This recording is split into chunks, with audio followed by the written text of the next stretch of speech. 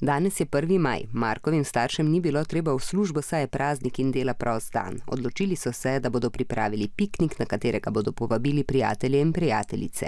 Na piknik je prišla tudi Markova prijateljica Maja, njeni starši pa se jim bodo pridružili kasneje, saj imajo doma kmetijo in je treba za živali in rastline poskrbeti tudi ob praznikih in nedeljah. Kmetovalci, gozdarji in ribiči so skupine, ki ob dela prostih dneh najpogosteje delajo. Osebe, ki hodijo v službo, zato prejemajo plačilo ali plačo. Zakonodaja tudi pravi, da morajo za delo ob dnevih, ko je večina doma, prejeti višje plačilo.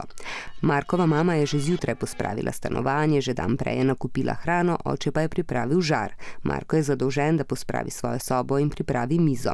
Torej so vsi, kljub temu, da je dela prost dan, tudi delali. Ko zavestno uporabljamo svoje telo ali pa možgane, da nekaj ustvarimo, temu namreč rečemo delo.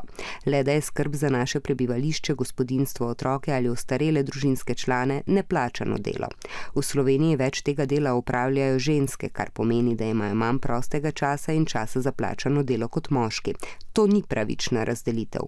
Tako kot Marko, nekatera domača opravila, ki so primerna za vašo starost in sposobnosti, opravite tudi otroci. Ker je osnovna šola v Sloveniji obvezna in je učenje hkrati vaša pravica in dolžnost, za vas pa skrbijo starši ali skrbniki, lahko za plačilo delajo le starejši od 15 let. So pa izjeme.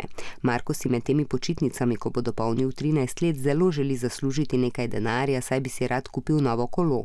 13 let pa je meja, ko lahko upravljate lažje plačano delo, ki vas ne ogroža, a največ 30 dni v posameznem koledarskem letu, in to le v času šolskih počitnic. Marko se je prijavil za delo na bazenu, kjer bo pregledoval ležalnike. Mogoče bo na kakšni avdiciji izbran tudi za snemanje oglasov. To delo pa lahko mlajši od 15 let opravljate tudi v času šole, največ 2 uri na dan ali 12 ur na teden.